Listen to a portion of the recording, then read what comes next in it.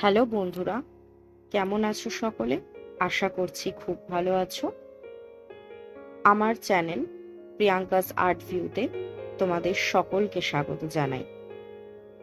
আজকে আমি একটা নতুন আঁকা নিয়ে আবারও চলে এসেছি। তোমরা সকলেই জানো যে আমার একটা ইউটিউব চ্যানেল আছে যার নাম প্রিয়াঙ্কাস আর্ট ভিউ, এবং এখানে বিভিন্ন ধরনের আঁকা, সেটা পেন আর্ট হোক, ওয়াটার কালার হোক, প্যাস্টেল কালার হোক, সমস্ত আর্ট রিলেটেড ভিডিও আমি দিয়ে থাকি। তোমরা সকলে এটাও জানো যে আমি ফেসবুকেও এটা আপলোড করে থাকি, ইউটিউবের যত লিংক আছে। তো তোমরা যদি তোমাদের আমার ভিডিও ভালো লেগে থাকে তাহলে সাবস্ক্রাইব করে দিও, লাইক, কমেন্ট, শেয়ারও করে দিতে পারো। তো চলো শুরু করি আজকের ভিডিও। আজকে তোমরা যে আঁকাটা দেখতে পাচ্ছ, এটা আমি গুগল থেকে সার্চ করেছি ভিলেজ ফটোগ্রাফি বলে, অ্যান্ড সেখান থেকেই একটা ভিলেজের ছবি হয়তো কেউ তুলেছেন, সেটাই আমি আঁকার চেষ্টা করেছি। যে মিডিয়ামটা ইউজ করেছি সেটা হচ্ছে একটা 3 টাকার ডট পেন, এবং A5 সাইজের যে নোটবুকটা আমি নিউ কিনেছিলাম, ওই নোটবুকটাতেই আমি আজকে আঁকছি। অনেকেই ভেবে থাকবে যে আঁকাটা হয়তো অনেক বড় পেজে আঁকা, কেউ ভাবতেই পারো যে এটা হয়তো A3 বা A4 পেজ। তা নয়, এটা A5 শিট। তোমরা আমার হাত দুটো যখন দেখতে পাচ্ছ তখন কম্প্যারিজন করে আইডিয়া করে নিতেই পারবে যে আঁকাটা আসলে কতটা ছোট। কিন্তু যেখান থেকে দেখে আমি আঁকছিলাম সেখানে কিন্তু আঁকাটা যথেষ্ট বড় ছিল। কিন্তু আমি চেষ্টা করেছি আমার এই ছোট্ট নোটবুকটাতে আমি প্রকৃতি বা নেচারের সম্বন্ধিত বিভিন্ন গ্রাম, এখনো অবধি যদিও ওয়েস্ট বেঙ্গলের বিভিন্ন গ্রামই আমি আঁকছি, ফিউচারে আরো অন্যান্য স্টেটের ভিলেজ ফটোগ্রাফি দেখেও আঁকার চেষ্টা করব। এক্ষেত্রে একটা কথা বলি যে আমার কিন্তু বেসিক্যালি যেটা প্রেফার আমি করি যে কি আঁকবো, এটা যদি আমি বলো যে রেফারেন্স কিভাবে আমি নির্বাচন করে থাকি, তাহলে সেটা বলে দিই। নির্বাচনটা ঠিক আমি এইভাবেই করি যেটা আমার মনে লাগে, অর্থাৎ আমার মনকে ছুঁয়ে যায় এরকম ছবি, সেই ছবিটাই আমি আঁকার চেষ্টা করি। এরকম পার্টিকুলার কোনো নিয়ম নেই যে আজকে আমি ওয়েস্ট বেঙ্গলেরই শুধু আঁকবো বা রাজস্থানের আঁকবো বা অন্যান্য স্টেটের আঁকবো, এরকম কোনো ব্যাপার নেই। যেটা যখন আমার মনে ধরে, আমার ভালো লাগে দেখে আঁকতে, আমি সেটাই আঁকি। তো তোমরা যে আঁকাটা দেখতে পাচ্ছ, এটা একটা নৌকার মানে ঘাটের আঁকা, মানে কোনো নদীর ঘাট, হয়তো সেই ঘাটের মধ্যে নৌকার সারি বাঁধা রয়েছে এবং ওপাশ থেকে একটা নৌকা আসছে। আমার দেখে এতটাই ভালো লেগেছে ছবিটা যে আমি এটাকে সিলেক্ট না করে থাকতে পারিনি। এবং যেহেতু এখন আমার মনে ধরেছে নেচার বা প্রকৃতি, তো প্রকৃতি রিলেটেড যত সার্চ আমি গুগলে করে থাকি, আমার যেন সকল ছবিগুলোই এত ভালো লাগে যে আমি বলে বোঝাতে পারবো না। কিন্তু আলটিমেটলি আমার যেটা ভালো লাগে আমি সেটাই সিলেক্ট করি, সেভ করি অ্যান্ড আঁকার চেষ্টা করি। এরপরেও আরো ভিডিও আসবে নতুন নতুন। তোমরা প্লিজ আমার চ্যানেলটাকে সাবস্ক্রাইব করে দিও যাতে নিউ নিউ যত ভিডিও আছে তোমরা দেখতে পাও, এবং বেল আইকনটা অবশ্যই প্রেস করে দিও যাতে তোমাদের সমস্ত ভিডিও দেখতে অসুবিধা হয় না, যেন কোনো রকম অসুবিধা না হয়। অর্থাৎ আমি যখনই কোনো আপলোড করব যাতে নোটিফিকেশনটা তোমরা পেয়ে যাও, এই চেষ্টাটুকু করো। আর যারা আমাকে সাপোর্ট করো তারা জানো যে আমি কতটা ভালোভাবে সবকিছু দেখানোর চেষ্টা করি। এবং রিসেন্ট একটা ঘটনা বলি, আমি যেমন নেচারের প্রতি এতটাই আকৃষ্ট হয়ে গেছি, ঠিক তেমনই আমার স্টুডেন্টরাও যারা আঁকে, তাদের আঁকার মধ্যেও নেচারের প্রতি যে একটা আকর্ষণ চলে এসেছে। তো তারা প্রথম থেকেই আমাকে বলে যে আজকেও কি নেচারের কিছু আঁকাবে। তো আমার যেহেতু যেটা ভালো লাগে এবং অবশ্যই শিক্ষণীয় বিষয় যদি থাকে তার মধ্যে কিছু, আমি সেই আঁকা কিন্তু আমার স্টুডেন্টদের আঁকানোর পুরোপুরি চেষ্টা করি। তো এই ব্যাপারে আরেকটা কথাও বলে রাখা দরকার, আমার একটা আঁকার স্কুল আছে যার নাম প্রিয়াঙ্কা একাডেমি অফ আর্ট। তো এই স্কুলে যদি কেউ ভর্তি হতে চাও তাহলে অবশ্যই আমাকে একটা কমেন্ট করতে পারো, বা যদি আমি ফেসবুকে যারা রয়েছে তারা আমাকে একটা কমেন্ট করতে পারো, মেসেজ করতে পারো। এবং আমি চেষ্টা করি প্রত্যেকটা স্টুডেন্টকে মনের মতো করে সমস্ত কিছু শিখিয়ে দেওয়া। এবার আমি আসি আমার এই আঁকাটাতে। এই আঁকাটা যেটা আমি আঁকছি, প্রথমে যে প্রসিডিওরটা আমি ফলো করেছি বলে দিই, হ্যাচিং প্রসেস। পেন দিয়ে আঁকা হয়, হ্যাচিং, ক্রস হ্যাচিংও হয়। তো এখানে ক্রস হ্যাচিং বা নর্মাল হ্যাচিং অ্যাপ্লাই করেছি আমি। যতটুকু জানি ততটুকুই অ্যাপ্লাই করার চেষ্টা করেছি, কারণ আমার মনে হয় যারা আঁকে বা যারা যে কোনো আর্ট রিলেটেড দুনিয়াতে থেকে বিলং করুক না কেন, সেটা ড্যান্স হতে পারে, সিঙ্গিং হতে পারে, সব কিছুতেই কোনো শেখার সীমা থাকে না। আমরা অনবরত কিছু না কিছু শিখছি। কেউ বলতে পারবে না আমি অল ওভার সমস্ত কিছু জানি এবং আমি কমপ্লিটলি সবকিছু শিখে ফেলেছি। এটা এই বিশ্বে অন্তত আমার মনে হয় না কেউ বলতে পারবে। তো বেসিক্যালি এবার আমি আঁকার ব্যাপারটায় বলি। এই আঁকাটা যেটা আমি আঁকছি, এখানে প্রথমে আমি আউটলাইন করেছি। নর্মাল যেভাবে আমরা পেন্সিল দিয়ে খাতার পেজের মধ্যে আউটলাইন করি, ঠিক সেভাবেই মেপে প্রত্যেকটা, যে প্রথমে যেমন একেবারে ফ্রন্টের নৌকাটা আমি এঁকেছি, যেটা সব থেকে বড় এবং প্রকাশ্য, মানে একদম ডিটেলিংটা যেটা ভালোভাবে দেখা যাচ্ছে, তো সেই নৌকাটা আঁকলাম। এবার ওর রিলেট করে যে এর পরের নৌকাগুলো ঠিক কতটা ছোট হবে বা কতটুকু আছে, সেই রিলেট করে একের পর এক নৌকাগুলোকে আমি আউটলাইন করলাম। আউটলাইনটা করা কমপ্লিট হলো, অ্যান্ড দেন আমি যেটা করলাম সেটা হচ্ছে দূরের যে সমস্ত পাড়ে ঘাস রয়েছে সেই ঘাসগুলোকে আঁকলাম। এবং আমরা দেখে থাকি বিভিন্ন নদীর ঘাটে যেখানে নৌকা বাঁধা থাকে সারি দিয়ে, সেখানে এরকম বাঁশ দিয়ে লম্বা লম্বা ভাবে বাঁশ লাগানো থাকে, এবং সেই বাঁশগুলোকে আমি এখানে তারপর এঁকে ফেললাম। আঁকার পর যখন মনে হলো যে আমার আউটলাইনটা কমপ্লিট হয়েছে, আদৌ কিন্তু হয়নি এখনো, যদিও আউটলাইনের মধ্যে এবার ডিটেলিং গুলো, অর্থাৎ কোথায় কি রয়েছে সেই ডিটেলিং গুলো করতে হবে। নতুবা আমরা যখন হ্যাচিং করার চেষ্টা করব, আমরা কিন্তু বুঝতে পারবো না যে কোন ডিটেলসটাই কি রয়েছে। তাই প্রথমে একটা নর্মাল জাস্ট আউটলাইন করে তারপর প্রত্যেকটা নৌকায় কি কি ডিটেলিং রয়েছে সেই সমস্ত ডিটেলিং গুলো করতে হবে। আস্তে আস্তে দেখো ফ্রন্টের যেটা রয়েছে নৌকা, তারপরের যে তিনটে নৌকা আরো রয়েছে, প্রত্যেকটা ডিটেলিং আমি করলাম। দেন আমি আস্তে আস্তে বাঁশটার ডিটেলিং করলাম। সামনে একদম কোণের দিকে কিছু ঘাস, এবং এই কোণে একদম ফ্রন্টের যে নৌকাটা তারই সামনে আরেকটা নৌকা আছে, বাট ওটা পুরোটা দেখা যাচ্ছে না, কিছুটা পোর্শন আমরা দেখতে পাচ্ছি, সেটাও আমি এঁকে নিলাম। এবার যেটা আমি স্টার্ট করব সেটা হচ্ছে আস্তে আস্তে এবার হ্যাচিং করা স্টার্ট করব। হ্যাচিং প্রসিডিওর বা পেনের আর্টের যত প্রসিডিওর রয়েছে একটু ধীরে সুস্থে করতে হয়। ইভেন তোমরা দেখে থাকবে এই ভিডিওটা কিন্তু একটু স্পিডে যাচ্ছে। আমার ম্যাক্সিমাম 1 ঘন্টার মতো সময় লেগেছে পুরো প্রসিডিওরটা করতে, বাট আমি এটাকে 2x স্পিডে করে 26 মিনিটে এনেছি, অর্থাৎ হাফ করে দিয়েছি বলতে পারো। তো কেন করেছি, কারণ অনেকটা লেন্দি হয়ে যায় ভিডিও, এন্ড তারপরে দেখতেও ইচ্ছা করবে না। ইভেন আমারও এত লেন্দি ভিডিও নিজেই দেখতে পছন্দ করি না, তো আমার ভিডিওই বা কেন তোমরা দেখবে, সেই জন্য আমি এটাকে একটু স্পিড করে দিয়েছি। আশা করছি তোমাদের তেমন কিছু প্রবলেম হবে না, কারণ যথেষ্ট আস্তেই কিন্তু তোমরা দেখতে পাচ্ছ। এবার আমি আস্তে আস্তে হ্যাচিং স্টার্ট করব, বা নর্মাল সিধে লাইন টানতে টানতে তারপরে হ্যাচিং করব, ক্রস হ্যাচিং করে করে দূরের ঘাসগুলো আগে করব। দূরের যে ঘাসগুলো তোমরা দেখতে পাচ্ছ সেগুলো একটুখানি ডিপ রয়েছে, মানে একটু কালারটা একটু ডিপ হবে, কারণ ওটা অনেকটা দূরে রয়েছে, অতটা ডিটেলস ভাবে বোঝা যাচ্ছে না ঘাসের প্রত্যেকটা অংশকে। তো ঘাসের প্রত্যেকটা অংশকে যেহেতু অত ডিটেলসে বোঝা যাচ্ছে না, তাই ওটাকে জাস্ট ডার্ক করে দিতে হবে হ্যাচিং এর মাধ্যমে। ঠিক আছে, এরপর এ পাশেরও ঘাসটা সেম হবে, বাট এটা আমি পরে আসছি। তো এবার আমি আসছি নৌকা।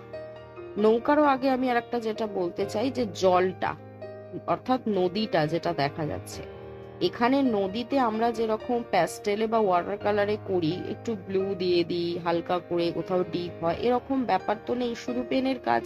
তো ওখানে পেন দিয়েই আমাকে একটু ভালোভাবে সুন্দরভাবে বোঝাতে হবে যে ওখানটা অ্যাকচুয়ালি নদী রয়েছে, এবং তার জন্য যে আমি ওখানে হ্যাচিং করেছি তা না, জাস্ট হালকা করে পেন দিয়ে শেড দিয়েছি, জলের যে ফ্লোটা হয়, জলের যে গতিটা হয় সেটা বোঝানোর জন্য। তারপরে দেখো একটা ছোট্ট নৌকা আমি এঁকেছি, সেই ছোট্ট নৌকার মধ্যে একটা মানুষ বসে আছে, এবং সেটাও আমি ডিটেলসটা পুরোটা দেখাচ্ছি। দেখো সেখানেও নৌকাটার নিচটা একটু কালো এবং মানুষটাও ওখানে কিন্তু একটু ডার্কে রয়েছে যাতে বোঝা যায়। কিন্তু এখানে একটা জিনিস তোমরা লক্ষ্য করো, নৌকাটার যে ছায়াটা নদীতে পড়েছে সেটা কিন্তু সুন্দরভাবে বানাতে হবে, এবং তার সাথে যে দাঁড়টা রয়েছে হাতে সেটাও কিন্তু জলের মধ্যে একটা ফ্লো সৃষ্টি করেছে, সেটাও তোমরা দেখতে পাচ্ছ। এইবার আস্তে আস্তে যে নৌকাটা একেবারে পেছনের দিকে রয়েছে, একবারে পেছনের দিকে বলতে একেবারে পাতার ওপরের দিকের নৌকাটা, সেটায় দেখো হ্যাচিং পদ্ধতির মাধ্যমে আমি কিন্তু নৌকাটার নিচটা করেছি। এই প্রত্যেকটা নৌকার একটা বিশেষত্ব হচ্ছে এর নিচের পোর্শনটা প্রচন্ড ব্ল্যাক, এবং ওপরটাতে একেবারেই ব্ল্যাক নেই, একেবারেই কিন্তু নর্মাল শেডিং এ কাজ আছে। কারণ এখানে আমরা একটা জিনিস জানি যে শ্যাডো মানে ছাওয়া, ছাওয়ার খেলা যদি পেইন্টিং এ করা যায় তাহলে সেই পেইন্টিংটা কিন্তু বা ড্রয়িংটা কিন্তু অনেকটাই আসল লাগে। অ্যাকচুয়ালি কিন্তু তাই। তো সেই ছাওয়াটা দেওয়ার চেষ্টা করেছি, যেহেতু নৌকাটার নিচটায় সূর্যের আলোটা পড়ছে না, আমরা ছাওয়াটা কি হিসাবে দেখি যে সূর্যের আলো অথবা কোনো সোর্স রয়েছে লাইটের, তো সেটার উপর ডিপেন্ড করে আমরা দেখি যে যেদিকটা হয়তো ওই অবজেক্টটার মুখটা রয়েছে সেই লাইটের সোর্সের দিকে, সেদিকটা লাইট কালার হবে, এবং যেটা অপোজিটে রয়েছে সেটা একটু ডার্ক শেড হবে। ঠিক যেরকম আমরা ছোটবেলায় আমাদের স্কুলে আমরা পড়তাম যে সূর্যের ছাওয়া পড়েছে পৃথিবীর ওপর, কেন পড়েছে, মাঝখানে চাঁদ এসেছে তাই জন্য। তো এই যে প্রসিডিওরটা, যে ছাওয়া, আলো আর ছাওয়া এই দুটো একে অপরেরই অংশ, একই বলা যেতে পারে যে একটাই সিক্কার দুটো দিক। তো সেরকমই এখানে আমাদের একটু বুঝে নিতে হয় যে শ্যাডো কেন হচ্ছে বা লাইটিং এর জন্য ওখানটা কম শেড রয়েছে। নৌকাগুলোকে আস্তে আস্তে ক্রস হ্যাচিং করে করে করে করে আমাদের পুরো কমপ্লিট করতে হবে। কিন্তু একেবারে শেষের দিকে যে নৌকাগুলো রয়েছে, মানে একেবারে পাতার উপর দিক থেকে যে নৌকাগুলো সিকোয়েন্স ওয়াইজ আসছে, সেগুলোতে অতটা ডিটেলিংস নেই, কিন্তু ডিটেল কাজ রয়েছে সামনের নৌকাটায়, সেটা একটুখানি যথেষ্টভাবে ভালোভাবে করতে হবে। তোমরা যদি এরকম কোনো আঁকা আঁকো তো সেই জন্য আমি অ্যাডভাইস দিতে পারছি, এবং অ্যাডভাইস দিচ্ছিও যে ডিটেল কাজ যেটা সামনে রয়েছে একদম, যেটা প্রকাশ্য বেশি, সেটার মধ্যে ডিটেলিং এর কাজ কিন্তু যথেষ্ট ভালোভাবে করতে হবে, নতুবা সেটা বোঝাই যাবে না যে ওর মধ্যে কি করা হয়েছে। তাই অত্যন্ত সুন্দরভাবে ভালোভাবে আঁকা আগে পর্যবেক্ষণ করতে হয়। একটা আঁকা যখন তোমরা স্টার্ট করবে, আগে আঁকাটাকে ভিজুয়ালাইজ করবে, মানে পুরো সুন্দরভাবে আঁকাটাকে আগে দেখবে কি আছে কি নেই, কি ডিটেলিংস আছে, কোথায় আছে, কতটা পরিমাপ আছে, পুরো আইডিয়াটা আগে তোমাদের দেখে নিতে হয়। সেই কারণেই আমরা আর্টিস্ট যারা, তাদের সিলেকশন প্রসেসের যে টাইমিংটাই এতটা বড় হয় যে কি ছবি সিলেক্ট করবে, আর ছবিটা সিলেক্ট করার পর সেই ছবিটায় কি ডিটেলিং আছে বা সেটাকে দেখা, সেটাকে অবজার্ভ করা, এতেই আমাদের অর্ধেক টাইম খেয়ে নেয়। তারপর তো রয়েছে আমাদের আঁকা, সেটা তো টাইম লাগবেই। তো এই আঁকাটা চুজ করার আগে আমি হাজারো আঁকা দেখেছি, গুগলে সার্চ করে গেছি, তারপর গিয়ে এটা আমার মনে ধরেছে, দ্যাটস ওয়াই আমি এখানে আঁকছি।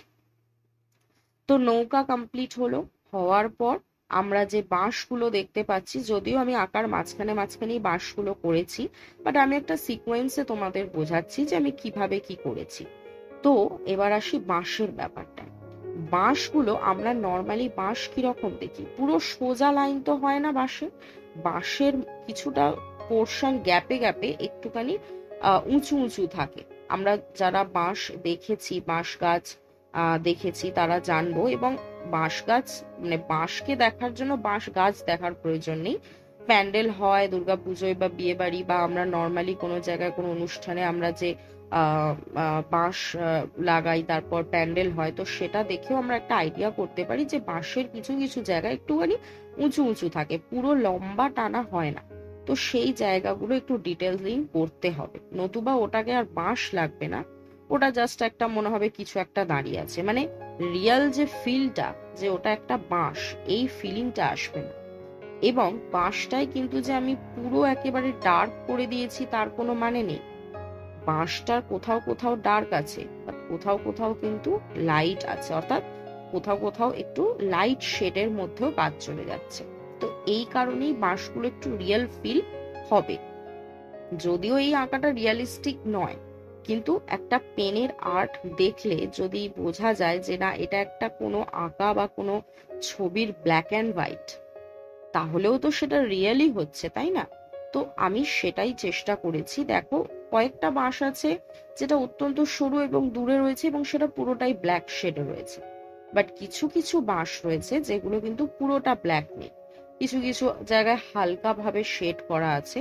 তো সেটা থেকে ফিল হচ্ছে যে এটা হচ্ছে একটা বাঁশ। ঠিক আছে, এবার প্রথমে বাঁশগুলো আমরা এক এক করে এবার ধৈর্য ধরে করতে হবে। যদি তোমরা বড় জায়গায় আঁকো সেখানেও তোমাদের ধৈর্য লাগবে, কারণ একটা বাঁশ কমপ্লিট করতেই অনেকটা সময় লাগবে। আমি একটু ছোট করে এঁকেছি বা ছোট জায়গায় এঁকেছি, তবুও আমাকে ডিটেলিংসে অনেকটা সময় লাগবে, কারণ জিনিসটা অনেকটা ছোট। যদি আমি এখানে কোনো ভুল করি তাহলে পুরো বাঁশটার যে রিয়াল ফিলিংটা ওটা আসবে না। ঠিক আছে, এবার বাঁশ কমপ্লিট হলো, নৌকাগুলো সারিবদ্ধভাবে আমরা কমপ্লিট করব, ডিটেইলিং করব। এবার আসি নৌকার নিচে কিছু ঘাস রয়েছে, বা আমি যদি বলি যে ওই দিকে কোণের দিকে কিছু ঘাস রয়েছে, সেখানেও কিন্তু হ্যাচিং প্রসেসটা আমি নিয়েছি। কিন্তু যে ঘাসগুলো ওপরে ওপরে আমরা দেখতে পাচ্ছি যে এরকম উঠে উঠে আছে, সেখানে কিন্তু হ্যাচিং করলে হবে না, সেখানে জাস্ট ফ্লোতে তোমাদের ঘাস বানাতে হবে, হাত দিয়ে সুন্দরভাবে ফ্লো করে করে ঘাসটাকে বানাতে হবে। এবং এদিকে নৌকার নিচের যে ঘাসগুলো, সেগুলো অত্যন্ত যত্ন সহকারে এক একটা ধরে ধরে বানালে আরো বেটার হবে। এবার তোমরা বলতেই পারো যে এত ঘাস, সেটাকে আমি ধরে ধরে কি করে বানাবো? সেটাকে ধরে ধরে কি পসিবল? হ্যাঁ পসিবল, তবেই তো তোমরা আর্টিস্ট। আর্টিস্ট মানেই হচ্ছে ধৈর্য। তো এখানেও তোমাদের প্রত্যেকটা ঘাস সুন্দর করে ধৈর্য ধরে করতে হবে।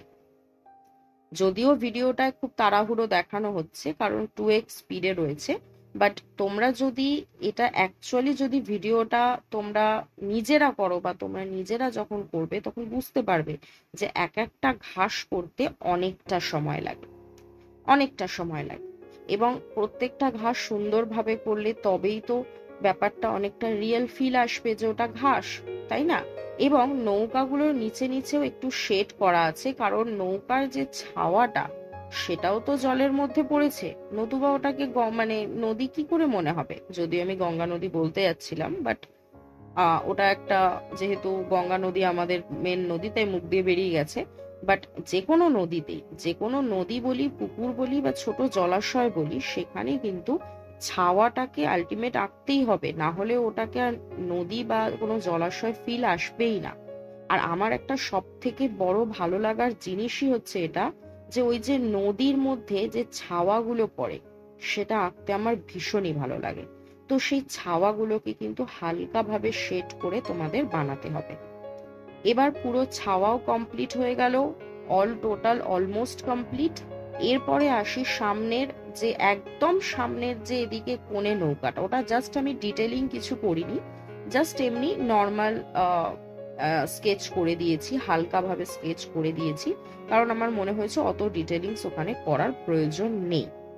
ঠিক আছে, এইবার অল টোটাল কমপ্লিট হয়ে গেল। তারপরে উপরে আমি ছোট ছোট 3টে পাখি এঁকে দিলাম। এবার একটা বিষয় বলি, যে আমার গ্রাম বাংলার যে আঁকা, যে কোনো আঁকা, সেটা আমাদের এখানকার ওয়েস্ট বেঙ্গলের হোক বা আদার্স কোনো স্টেটেরই হোক, কিছু কিছু জিনিস আছে আমার খুব আঁকতে ভালো লাগে, বা আমার আঁকায় যদি আমি ছবিটাতে যদি নাও থাকে আমি আঁকাটার মধ্যে পুট করে দিই। সেটা হচ্ছে পাখি 1 নম্বর, 2 নম্বর নারকেল গাছ পুট করে দিই আমি, মানে যদি নাও থাকে আমার ভালো লাগে ওটা আঁকতে।